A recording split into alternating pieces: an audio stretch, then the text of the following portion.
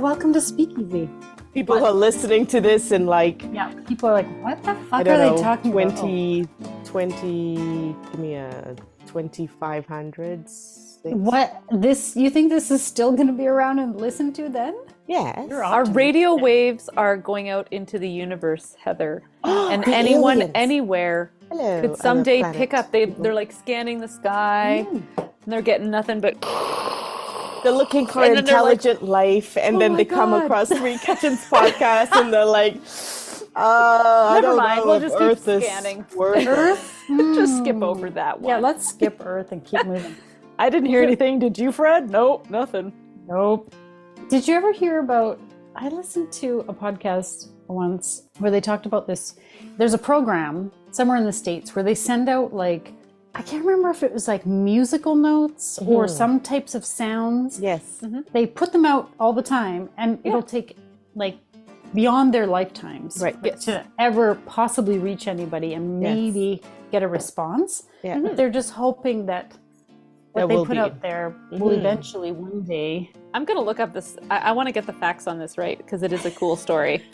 I forget. It was a long time ago. While Erin is looking that up, we had a colleague from Mexico who worked in Russia for many, many years. And there was a time when they had to actually put some pretty much toxic waste into this cave, right? Okay. And they had to put signs around it that would hold up. Signs in every language and also in images and what they thought was language from other planets. Oh. Everything was just cool signs. Isn't that cool? Yeah. You're like, what do you know? Tell me. Yeah. Well, somebody somewhere knows stuff. Yeah. Mm-hmm. You know where I listened to the story about that was on The Well. Have you ever listened to The Well? It's a podcast. I've told you guys about it before because I only started listening to it because it's hosted by Anson Mount. He's quite nice to look at, and he has a beautiful voice. Mm-hmm. And so to listen to a podcast of him talking, I'm just like, whatever you want to talk about, I will listen. Okay. I don't care what you're talking about, Mr. Mount, because you sound good. And his buddy is like his friend who, he also has a very nice voice, and I'm just like, yeah, you guys just talk to me. Mm-hmm. And they were talking all about it. One of them, I can't remember who, put either some money into it or is involved in it somehow, that program, and it was really cool to hear about it. I wonder if they leave that to their like kids and grandkids, and so that one day down the road, right, someone will profit from it, or hopefully, I'm sorry, I will tell you about this because I love. Did you find it? I love it. Yeah. Okay.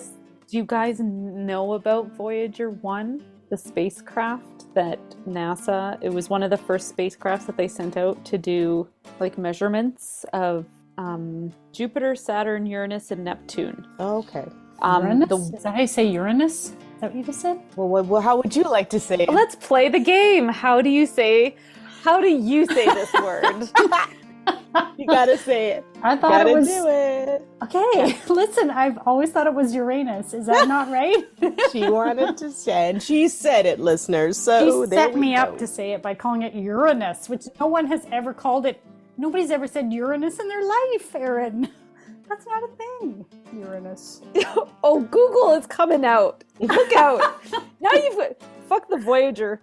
We're talking Google Translate again. Oh, God. What did they say about booze and brain cells again? There's some correlation. I can't remember what I read yesterday. Hey, now. Easy.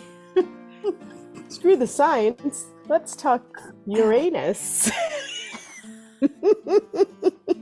Sorry. I think Erin actually only said Uranus just to set me up because she wanted me to say Uranus. Uranus. The validation. Good stuff. I love how everything I say is wrong. Do I even speak this language? Oh my God.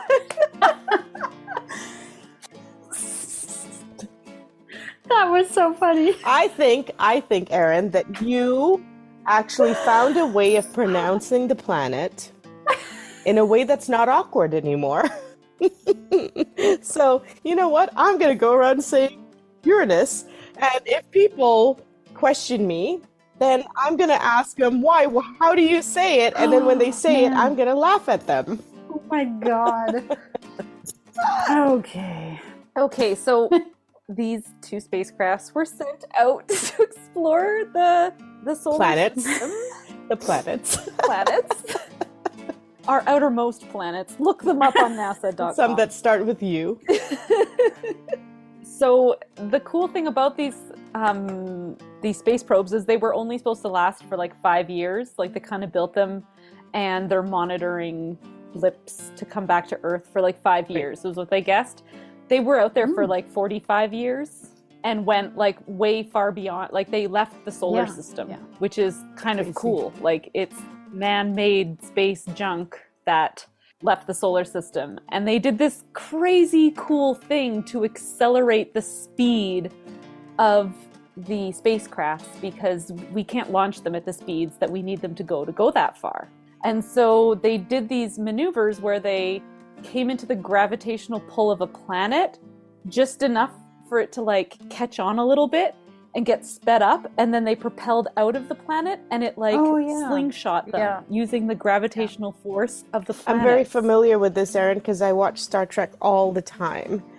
And this is what they've done sometimes. Mr. Nice Voice talking. Does he talk like that? Oh, of course. In Star Trek? Focus, guys. Focus. It's not about the science. It's about the sexy voice. Science. It's about the sexy voice. We're going back to the science. They launched in 1977. And Voyager 1 reached interstellar space, so out of the solar system, in August 2012. And it is the most distant human-made object in existence. Very cool. So those are out there. Those are the cool things that I love to do on drink night. Google? There's what? Talk about science. Talk about your age. We haven't even talked about what we're drinking, Heather. Yeah, what are we drinking? We have gotten really so distracted by Uranus that... Oh my God. Okay. Well, we might tread into a little more bum territory in a moment when I talk about this drink. What is happening here? Should I be drinking this? I've already had half of it. Oh, goodness. Okay. This is a Cotton Candy Martini.